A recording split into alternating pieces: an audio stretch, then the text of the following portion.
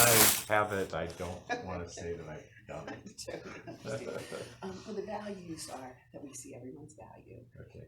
We invest relationally. We think relationships critical to doing what you're trying to do Yeah, and what we're trying to do. I understand that. We believe everybody has God-given potential capacity. So then the next value is kind of what sets us apart. Because we believe that, we want to call out that potential in people. So we require mutual contribution and participation. So we require participation. Yes. And that is what's different Yeah. from most helping entities, Yeah. as you already know. Well, But if we believe if we don't do that, they don't learn any tools in that process. So we say we don't do for, we do with. Yep. And they so they learn tools, and also we value them through that, because when I do for, I kind of say you can't, I can. You know? Right. So, and again, that's countercultural. Right. Yeah. So you will fight that, that'll be, but it's biblical. It's proven to be true. We give more and our poverty rate increases. Right. So we really want to teach people to be different on the other side of the journey. And so then the next value is we have wisdom and discernment, because not everyone's at the same place, and we serve in ways that transform as the Indian value, and that happens on the giver and the gift, people receiving and giving. So that philosophy of redemptive compassion really kind of underlies everything that we do, and that will follow into our we call it the New Hope community. So it is not going to be open to the public. It will simply be an incentive tier of our program.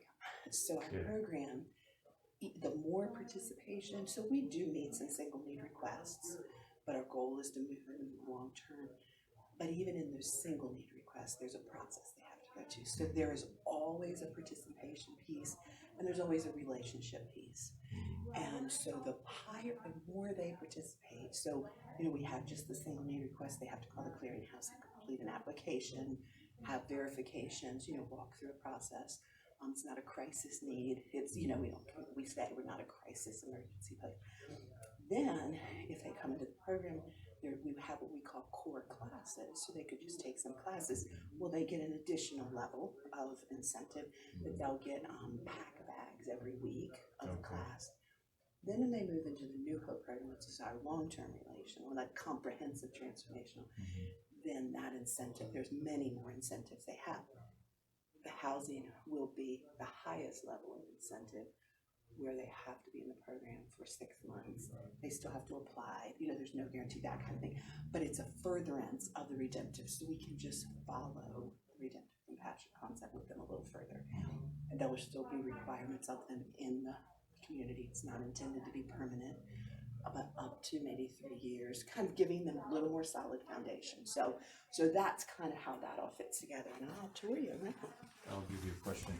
Sure. So how does the local church, where did you plug them in? I mean, is there a requirement they have to attach to a church, or, is that, because, part of the vision of Love Inc. is to get the church to do the work instead of just becoming an agency that does.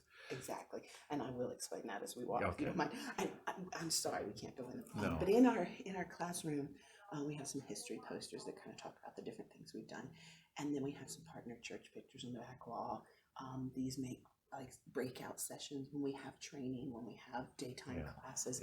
Volunteers serve in lots of different roles, reception stuff.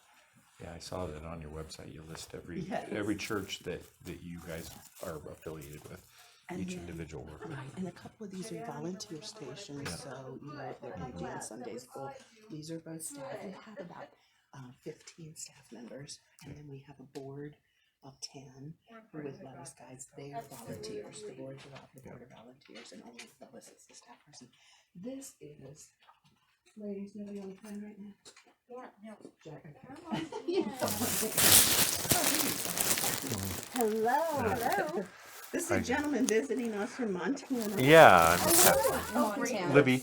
Libby? Yep. I grew up in Fairview. Oh, okay. Yeah. And good. they are working on establishing a Love Inc. Yeah. Nice. So I'm just doing a quick tour.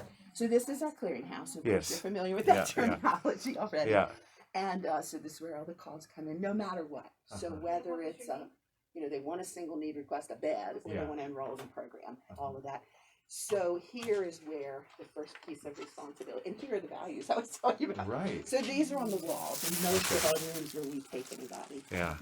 Good. So the receptionist will just decide whether they want to open a file or not, and do just the initial information. They'll ask to pray with them. Then these stations are all volunteers. Okay. You can go ahead and take No, yeah, I'm just gonna keep. You're gonna take pictures of my messy desk. No, I'm not. He's just getting the wall. He doesn't care about the rest. Hey, Jack. Just go. And so these should we step out here? Yeah, Jackie? that's all right. We'll step out here. Bandit on thing. No problem. Sure. So all of those stations. Jackie is the staff person. Yeah. And all of those are volunteers. So they will enter volunteers with that. And we have some referral partners, so if things we can't do, we try to refer them to other community resources. But the intake volunteers, that's where the kind of relationship will start. Because, and you'll get clearinghouse rooms, but they'll hear their story. Yeah. So they, even in a phone call, kind of begin that. And eventually they will see someone in person. But we do verify and clarify all needs. And they do like a 4-page intake. We ask for a lot. I'm familiar with it. I've gone through a tour with Gallatin Valley, Gallatin County. So so I know this part of it. Yeah. I'm still, the big picture stuff, trying to. And you had a question for me too. Oh, the pastor, that's what you have the church. Just how the. Go ahead and finish what you're saying. No, I'm just not wanting you to have to feel like you have to. Totally. I kind of have some, Yes, good. some background. Good. Yeah. So, you were asking how the church is involved in regards to the program specifically. Is that Well, I understood? just okay. So we want this person to eventually make a relationship with a believer who's going to actually become a part of their life. Right. Where does that happen? I mean, is that? That's a good question. But not all people come in through the church. So our demographic here is like so wide. Probably everything from someone living in their car to people that make better money than us, you know, and everything in between. So, and sometimes for people that are mired in debt, some people that don't want to be mired in, they're doing preventative measures. It can be like all across the board. They can be believers, unbelievers. We have a couple government agencies that send people here, like people, if they've helped them a lot, you need to go take a class. We try to get our agencies to refer here. So if they're coming in, and we make no apologies, we're really Christian, but we clearly say to them, we don't require that of you. No, I understand. And we serve everyone. But all of our volunteers have to be able to sign a statement of faith. And, so those who serve with us is a different story. So in that connection over time, as they're exposed to the church over and over because our volunteers, that's how we mobilize the church. Okay.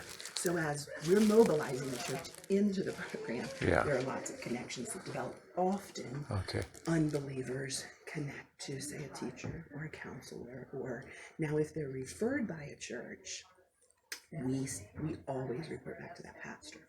Because we don't want to be their church, like you were saying. We never want to leave their church out of that because their church really needs to be discipling them spiritually. That's what. Right. So we encourage that. Yeah. So when it's an unbeliever that doesn't have a church, we hope that the connections will happen with the body of Christ then. But if it's a believer who comes from the church, we strongly involve the church. And we encourage them. Now sometimes, the church is one of the best hiding places. Oh, sure. And so sometimes, honestly, it's harder. A lot of times they'll come to us and their church doesn't know. Yeah. They may come on their own, not necessarily referred. We encourage transparency and vulnerability to them back to their church, but we start with that. For instance, we just published a testimony of a church couple. Now, if you go to our website, you can actually see it.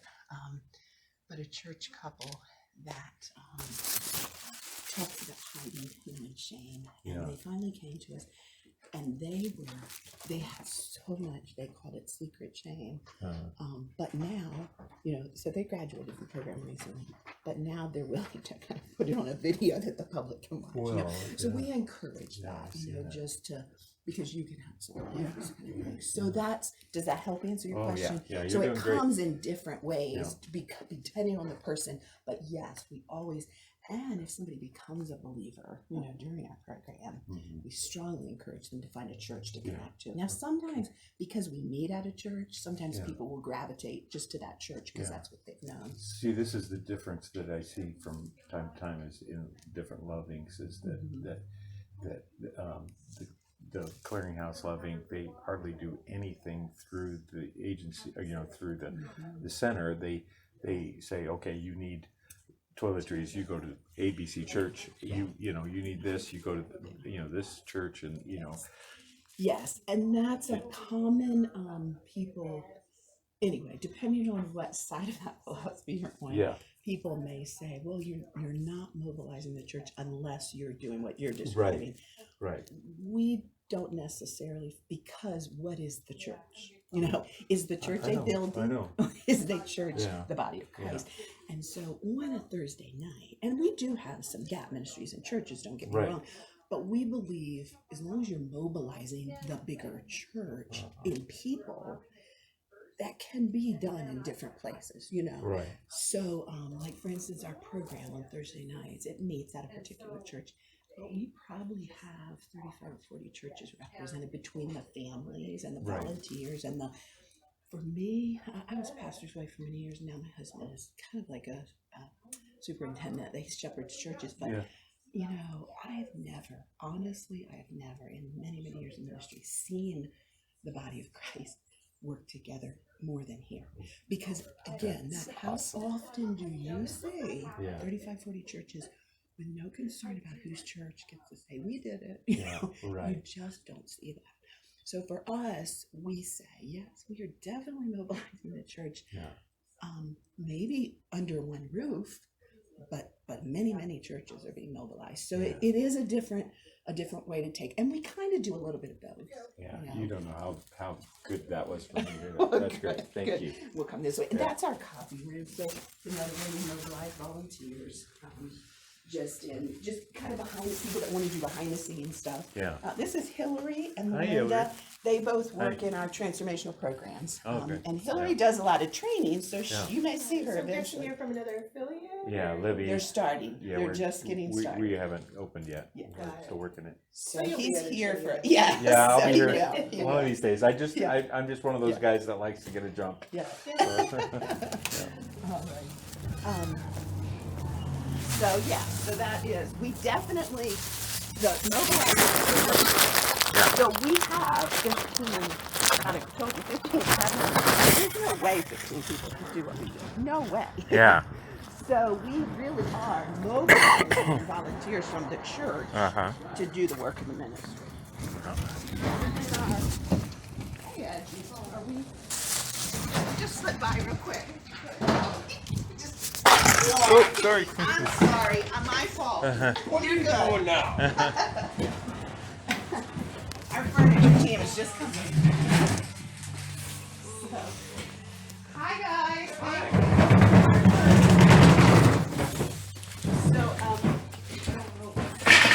Now understand that we're 22 years old, so you won't start with all this. So, Yeah. but you know, we've built up to this over 22 years. Yeah. So then over the years we figure out how does what we do benefit the ministry. So our retail store that you've already been in apparently Right. is 12 years old now. Okay. So we operated for a long time without that. But then when we were getting more donations, then we had clients to give them to. Yeah. You know, then we needed to figure out how do those donations still benefit the ministry. Yeah. So that's why we developed this, and we developed the store.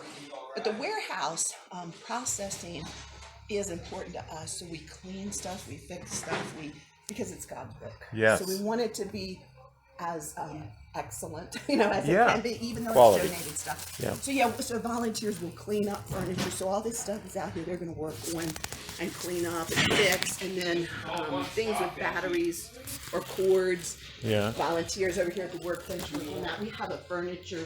We have a few furniture refinishing tools in the back room. Okay. They can kind of fix stuff like that. Yeah. And then another cleaning area. So like smaller things like toys, knickknacks, type of pricing area here. And we give training for that because we price according to value. Floral arrangement. Hi again. I found her. Thank you. So again, just anything that's coming in, how do we use that for the ministry? You know, because every dollar from the store feeds right back into the ministry, and the store is like a 45-50% of that. Yeah. So then cloth stuff comes over here. So again, we organize it, we separate it. Hi guys, and we price it because even in the gaps, there's going to be a dollar amount attached because they would get a voucher. So even though, but that also puts boundaries. It kind of gives dignity to the process, but it also puts boundaries. So just like you and I can't go to the store and get everything we want. So there's all kinds of things built in, and they're cleaning shoes and purses and stuff back there.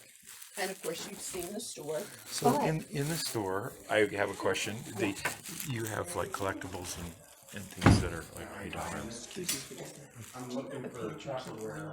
Because I forgot to pick mine up. I'll pick it up later. No problem. Like the collectibles we have and stuff like that, they're actually, antiques and different things like that. Those are for obviously to get donations or money for the ministry, right? So, and I'll explain that in a second. Okay. I want to tell you, so we actually have a couple of Gap ministries inside the store. So that the look is actually our teen clothing Gap ministry. So for instance, if somebody got a voucher for their teenager, they would be given a 45-minute appointment. And it's open to the public too, but that's a Gap ministry as well. And the same with adult clothing, because why reinvent the wheel? Because we have this stuff in, and they're choosing from the same things anybody would, Yeah. So Dress with Dignity, same process. So that would be men's and women's clothes. And they would have a specific appointment. They would have specific volunteers. They wouldn't just take it, but that's where we would have the in-person. We asked to pray with them, those kind of things. So, so you asked about the collectibles. Yeah. So I went, wow, this is like awesome, because we have people that would do this kind of thing. Yeah. Over the years, as we've developed that reputation, and that's why we price according to value. Yeah. Because we're not going to price a bedroom suit that originally cost $3,000 the same way when it originally cost $20,000. We're going to price it, of course, used value, but because that's why people give it. Yeah. And that we're probably not going to send that $20,000 one out to, because it will be too big. It's too, they don't have that kind of space. So as we get things, we reserve stuff that we know clients need often, so we reserve stuff for clients, but there's a lot of stuff that would never go to clients, and it will. So we've developed a reputation as a place that has nice furniture, cheaper. Yeah. And so people come, and then that money ultimately goes to the clients. Exactly anyway. right. So yes, that's exactly I love the what we're vision. doing. See, that's what I said. This is And then, like I said, the flower arrangements, they might come in squished, and we have volunteers to take them apart. Yeah. Even the collectibles you were talking about, Precious Moments. Yeah. We had probably, 3 or 4 times as many as are there now, but a couple different people gave their collections that they've had for years. One gentleman, his wife passed away, and she had collected them. For him, it was quite powerful to be able to give, he just wouldn't part with them because they were her for him, but he wasn't using them, he was in the boxes. But for him to know that her legacy that would feed back into other people was pretty significant. Yeah. So people do give estates here for those kind of reasons. That's awesome. Yeah. And ministry happens in the store. Sure. I mean, you wouldn't, it's not surprising to see somebody pray with somebody. Right. And we have a clientele that enjoys to follow us and come all the time. Yeah. Yeah. So, do you own this whole property, or is it leased? We rented for years. It's a huge supporter of ours that we rent from. He actually gives to lots of ministries. Oh, sorry. But he gives heavily. He supports Love Inc. heavily, and he owns the whole thing. Yeah. In 2015, we did, and we rented some space. In 2015, we did a big remodel of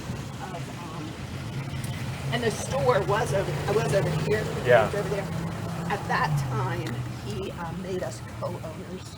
So Oh, we're okay. 50% owners. Oh, all He will probably give it to us when he dies. right. I'm going to meet you. If you want to go all the way down that wall, let me grab it. Okay, all right.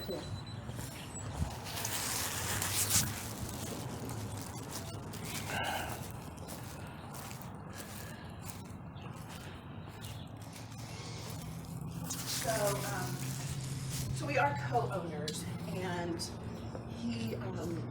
he actually, anyway, he's helped us in many ways. So like I said, he's hinted at we believe that he probably will Yeah. make us full owners eventually, but we now are 50% owners, which helps us because then we've taken over a little more of the. Oh, it's already open. That's my. We've taken over a little of the maintenance too with that, so Oh, it okay. eases us in. you Yeah. know. Now this is kind of our pantry. We're getting ready to do some remodeling. We just, I'd say several months ago, 6 months ago or so, we got the space next door. So right now, everything is ours except the 2 eating places Yeah. into this. So we're going to do some remodeling and move some of the pantry, that kind of thing.